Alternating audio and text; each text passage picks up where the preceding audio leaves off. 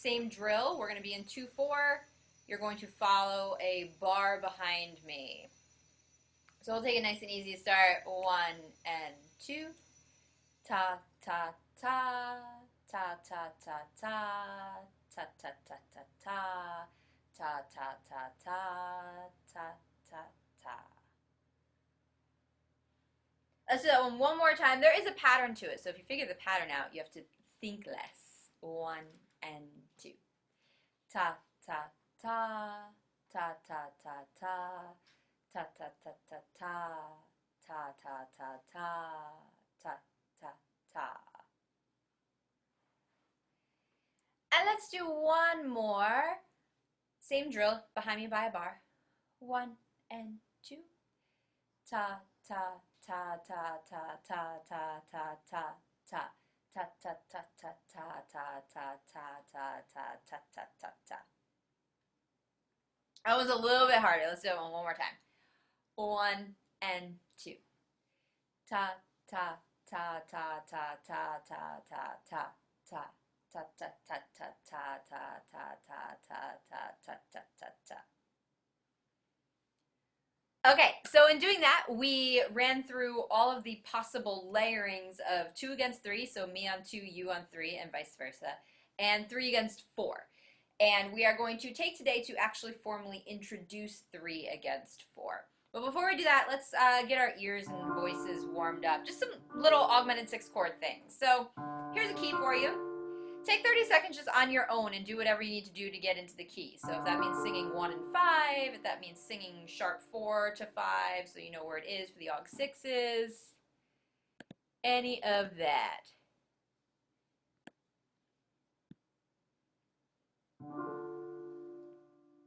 All right, let's sing 1-5-1 just to get happy in the key. Ready, and 1, 3, 5, 3, 1, 5, 7, 2, 7, 5, 1, 3, 5, 3, 1. Okay, now that we're all settled in the key, let's take a roll through some of the augmented 6 chords. So we'll do 1, Italian 6, 5, and 1. And I want the 5 chord on triplets with both 5s on the ends. Here you go. Ready, and.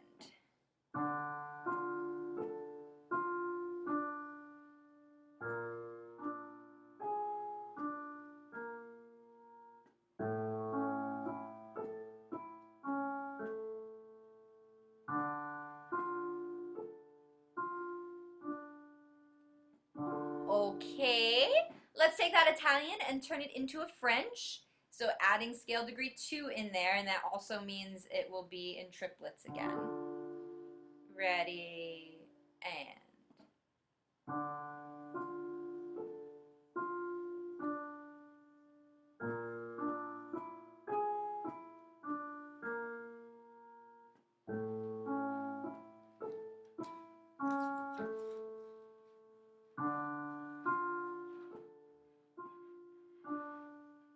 And last but not least, German 6, stick a cadential 6-4 in there, 5 to 1. Ready, and.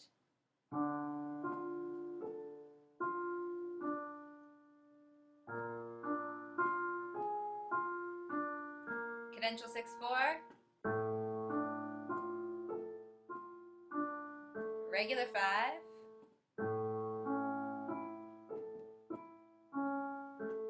And 1.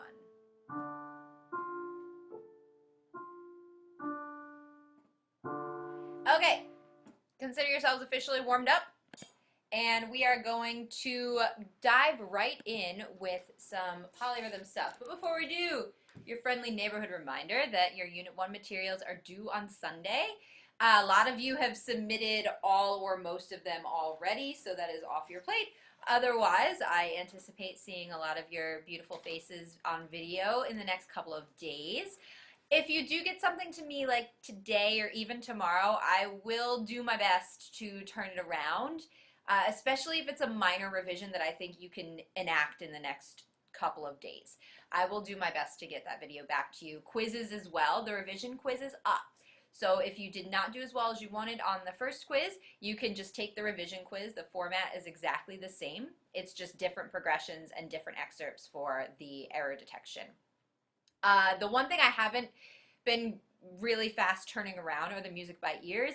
You can't revise them anyways, so they have fallen to the bottom of my priority list. I would much rather turn the videos around to you quickly and the quizzes, and so I have admittedly been sort of sitting on the music by ears. So if you haven't gotten yours back yet, that's why. There's not a problem. I've just been going through everyone's videos and quizzes first. So I anticipate seeing all of you via the interwebs on Sunday or by Sunday. Okay, let's talk polyrhythms. What I have out here are some skeletons of 3/4. Now, if we're talking about 3 against 4, we are going to be in 3/4 for today. That means that our strong beats, our threes, are just the beats, right? The quarter note pulse is our 3. So we need to superimpose an equal quadruple subdivision over that. And the easiest way that I like to use to do so is taking the 16th note pulse and splitting it up. If you're a math person and you want to just think about this in the mathematic way, if we are in 3/4, we've got 3 beats of 16th notes, which means we have 12/16 in the bar. And we want to divide that equally into 4s, into 4 groups. So that means it will be 3/16 per pulse. So what we need to do is figure out how to feel that subdivision within the context of our 3/4. Easy peasy start. We're just going to conduct in 3. You do have the option to just tap in 3. So if the conducting is really going to throw you off today, just tap a pulse somewhere on your person rather than conduct it. But so conducting or tapping in 3, and I just want you to speak a bar of 16th notes by counting them. So 1, 2, 3, 4 for each beat. Easy peasy. Ready, and 1, 2, 3, 4, 1, 2, 3, 4, 1, 2, 3, 4. Fine. Now, we are going to, our first step is going to be to change our counting.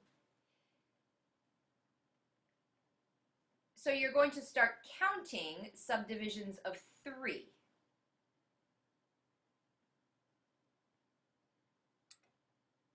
The rhythm stays exactly the same. So the 16th pulse remains. You've just changed how you're grouping them with the actual counting. So let's try 2 bars of that. Ready, and go. 1, 2, 3, 1, 2, 3, 1, 2, 3, 1, 2, 3, 1, 2, 3, 1, 2, 3, 1, 2, 3, 1, 2, 3. Now, when you do it that way, you might have noticed that the only time that you said 1 and conducted a pulse was at the downbeat of the measure.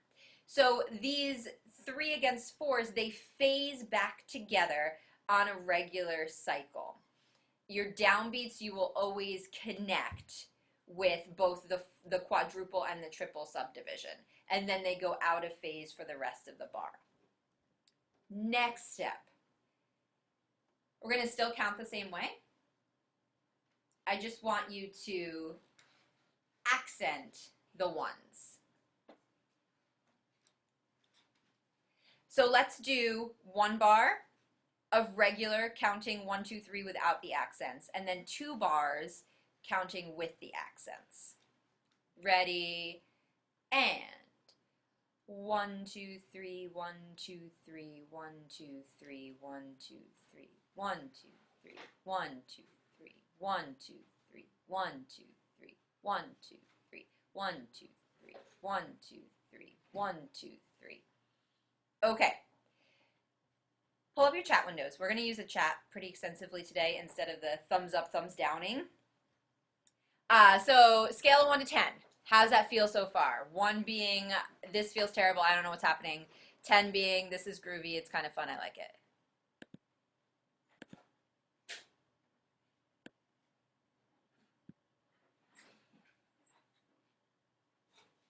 Cool, cool. All right, sweet. we're going to add our last step then. Instead of accenting and articulating each 16th, now we are going to actually lump those groups of 3 together. And I still want you counting, only this time you're going to count the quadruple division. We're going to do it the same way. So I'm going to do it first so you know what I'm talking about. We're going to do a measure of just counting 1, 2, 3s. We're going to do a measure of accented 1, 2, 3s. And then we're going to do 2 measures of that bottom system where everything's tied together. So it's going to sound something like this. 1, 2, 3, 1, 2, 3, 1, 2, 3, 1, 2, 3, 1, 2, 3, 1, 2, 3, 1, 2, 3, 1, 2, 3, 1, 2, 3, 4, 1, 2, 3, 4. Okay, let's try. 1 measure regular counting, 1 measure accented counting, 2 measures of actually grouping it together. Let's see how you do. Ready? And 1, 2, 3, 1, 2, 3, 1, 2, 3, 1, 2, 3, 1, 2, 3, 1, 2, 3, 1, 2, 3, 1, 2, 3, 1, 2, 3, 4, 1, 2, 3, 4. Okay, scale of 1 to 10. How did that last part feel when you added it in?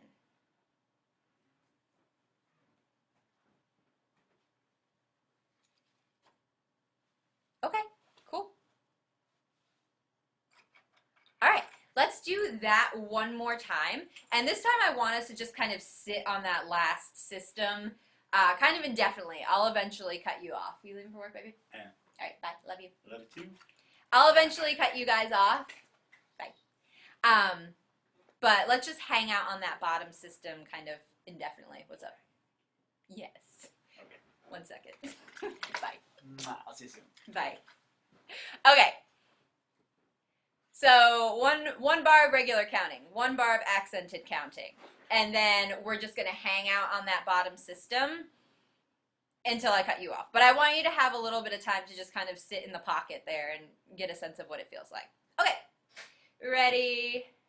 And 1, 2, 3, 1, 2, 3, 1, 2, 3, 1, 2, 3, 1, 2, 3, 1, 2, 3, 1, 2, 3, 1, 2, 3, 1, 2, 3, 4, 1, 2, 3, 4, 1, 2, 3, 4.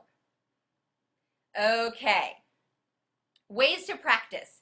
Going through this entire process is actually a really great way to just kind of like warm up and get into the feel of it.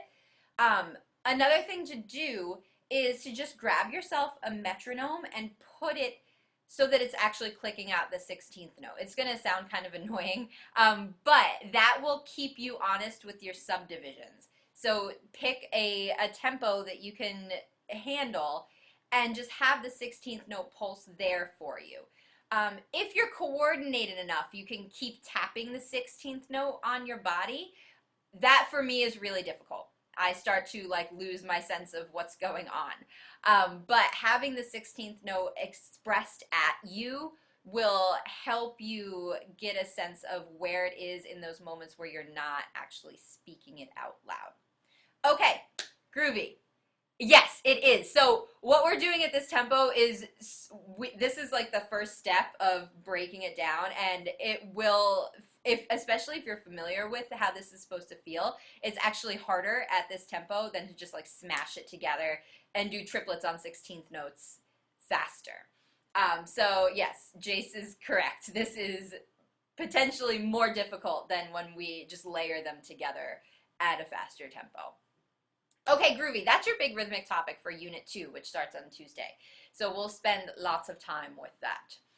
Okay, let's take a wander through some modulations. We are going to sing some today. On Tuesday, we listened to some progressions, and I gave you these really kind of indelicate modulations that just use the secondary dominant. So I just sort of slapped a 5 of 3 in there, and that was how we modulated. Today we're going to enact something that's probably a little more commonly seen out in the wild, and that is using a diatonic pivot. So we're going to go exclusively from major 1 to baby 3, and we are specifically going to use the major tonic as our pivot chord. So that major tonic will turn into the 6 of our new key, and that will be how we pivot. So let's take a wander through. What I have here, this is kind of a choose your own adventure. So I have 4 options for our first half of the progression where we're in our major tonic. And then I have 4 options for what we're going to do post-modulation. We're just going to choose a pathway and go through a couple progressions. A few things to think about though before we start. You're going to sing the pivot chord twice. So one time you'll sing it as a 1, and one time you'll sing it as a 6. So just a friendly reminder of your scale degrees for a 6 chord. And then when it is inverted, because we do have some 6 6s that act as pivots, your numbers obviously will change a bit. And the other thing I want to remind you of is if you look at these left-hand progressions in part B, that very first one, we go from a 6 to a cadential 6-4. Remember that in a minor key, your scale degree 6 and your scale degree 5 are a half step apart. And that's going to be really important when we get to this moment. You need to make sure that you've got a half step there. And then the same thing happens here, but we've been singing a lot of augmented 6 chords, so I trust that that would kind of happen intuitively. But just your friendly reminder that scale degree 6 and scale degree 5 in minor keys have a half step between them and not a whole step. Okay, I'm gonna, at semi-random, pick a progression to follow. So let's start with this one for part A, and let's do this one for part B, so where we move to the cadential 6-4. So take a look at this. Part A is a paradigm that we did in Skills 2. We called it the Bach Prelude paradigm in my classes, but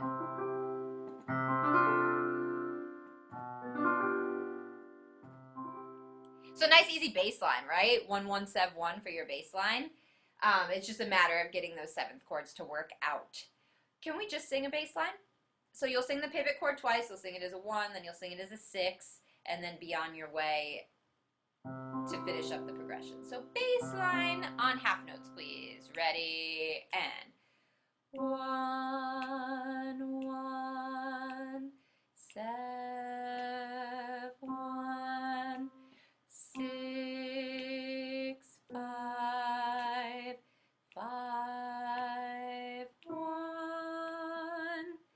Fine. So the bass line in this one's actually very user-friendly.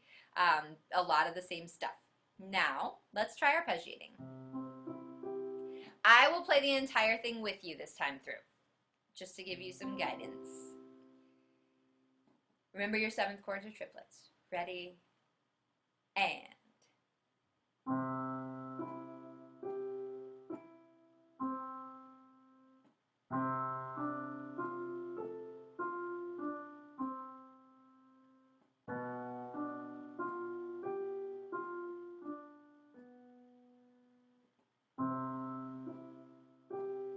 turn this into a 6.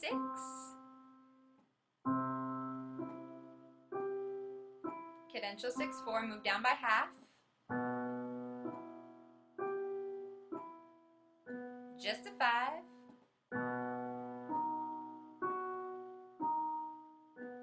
And resolve.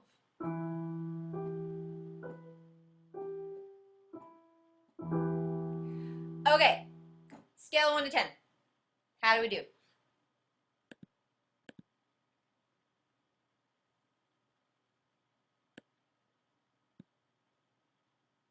Groovy.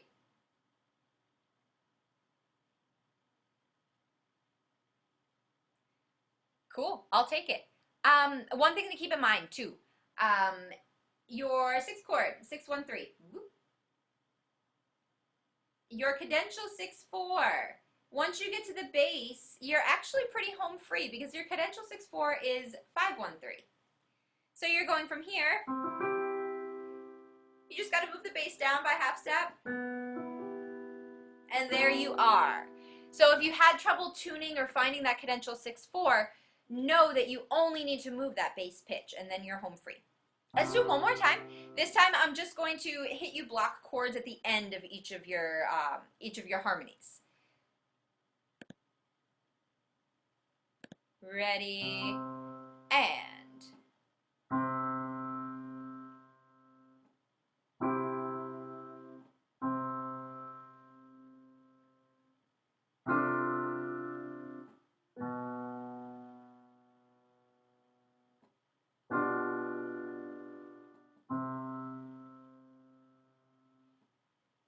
this becomes your sixth chord.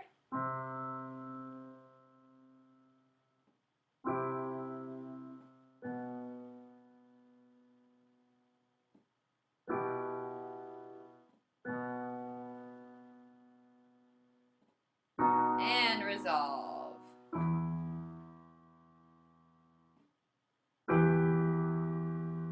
Okay.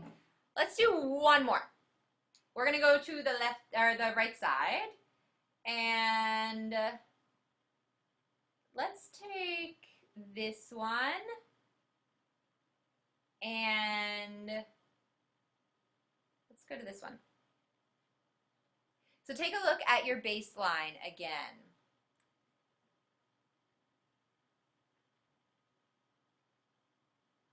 There's a starting key for you if you want to hum through your bass line or work through it a little bit.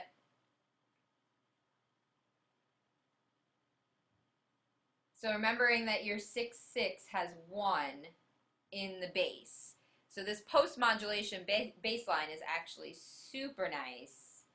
Just 1, 7, 1. But again, remember this is your leading tone 7. So you need a half step in the bass there. Can we try just the bass line? On half notes. Ready, and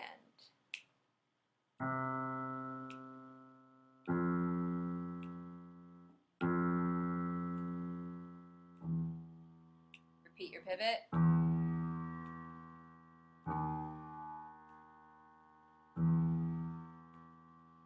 Okay, so that half step also, when you move to the green spot after the modulation, that is introducing a chromatic pitch as well. So it's going to feel a little foreign and a little weird until you build the rest of the chord on top of it. Let's give it a go. This one is definitely more challenging than the last one. So we'll go nice and easy tempo and see how you do. Ready, and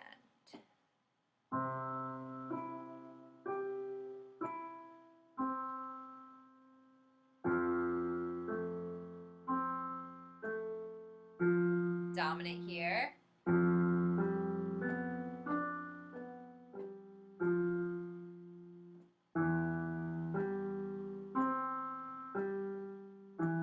Turn it into a 6. See if you can build a dominant quality chord.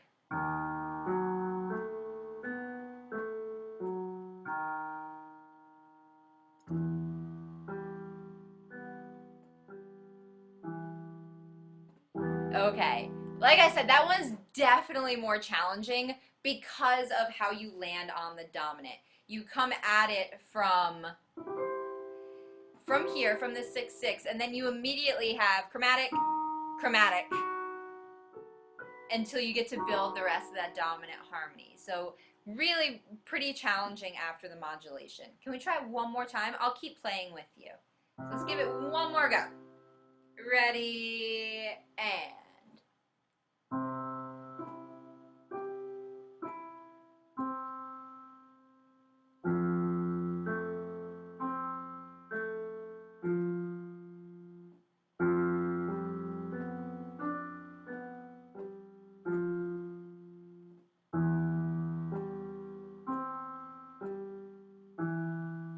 pivot chord. This is your new dominant.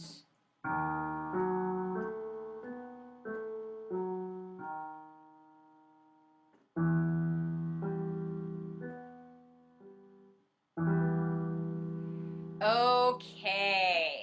We will continue visiting these. So if especially that purple one was a little on the rough side, it's totally fine. We will continue playing around with these. Last thing I want to do, we have a couple of minutes, little tenor clef practice. This is a great tune that I would love to sing with you at some point, but today we are not going to sing it. We are actually just going to speak the solfege. So I am going to put a tenor clef on this.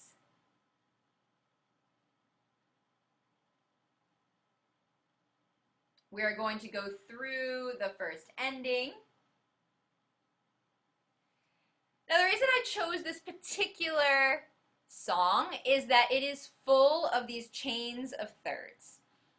Whenever you're navigating a new clef or a slightly unfamiliar clef, finding patterns can be really, really helpful.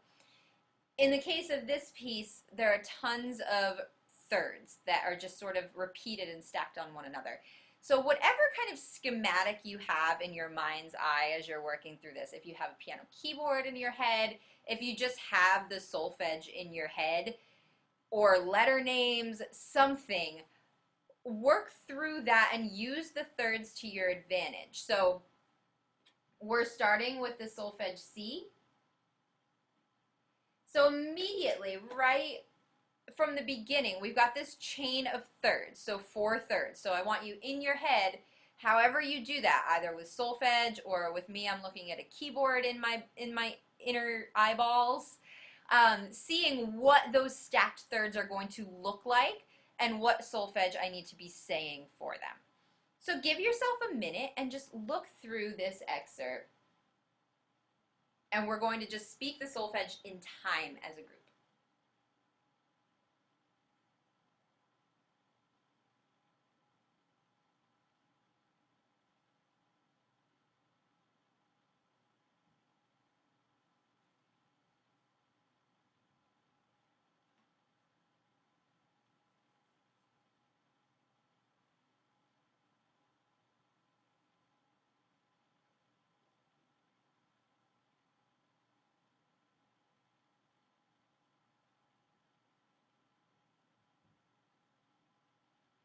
All right, let's see how you do.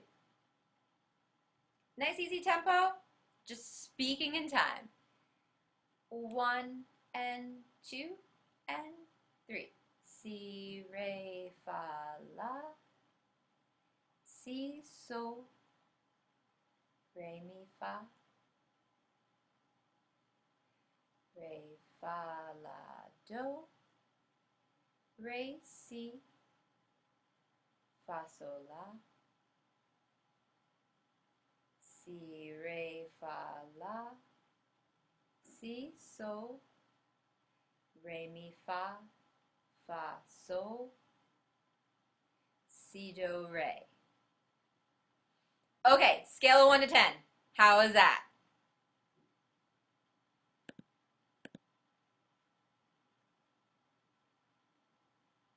I had numerous negative numbers in previous classes. I had someone give me a negative 10. All right, cool. It's always interesting. You can get the sense of a class just by this. I had one class that like never gave me anything in the middle. It was either a 0 or a 10 or like a negative number. Nothing in the middle. You guys seem to be doing pretty okay. All right, let's try it one more time. And again, I circled the triad passages, and also the one spot that can also be tricky or scary is this leap here. But know that we've been hanging out on that C for a while. So if you recognize that that's the same pitch, then you don't have to scramble to figure out what the descending sixth solfege is. Okay, last time, and then you guys are done for the day. 1 and 2 and 3. Si, re, fa, la. Si, so. Re, mi, fa. Re, fa, la, do, re, si, fa, sol, la, si, re, fa, la, si, sol, re, mi, fa, sol, si, do, re. Okay, fine, fine, fine. I told my other classes, you guys seem to be doing pretty okay with this, but I will put it out there anyways. Like 5 minutes of drilling on this a day will go really, really far. You even really can't do much more than 5 minutes because your brain just starts to like fritz. 5 minutes, grab a piece of music, doesn't even have to be from our course packet. It can just be a piece of rep, slap a tenor clap on it, and work through the solfege of 8 to 12 bars. And that will be really, really helpful in kind of assimilating that skill. Okay, wonderful. I anticipate seeing a lot of your smiling faces via video this weekend. And like I said, I'll turn everything around as quickly as I can. If you've got any problems or troubles with submitting things, please, please let me know. Shoot me an email. Otherwise, I will see you guys on Tuesday. Have a wonderful weekend. Thank you. You're welcome.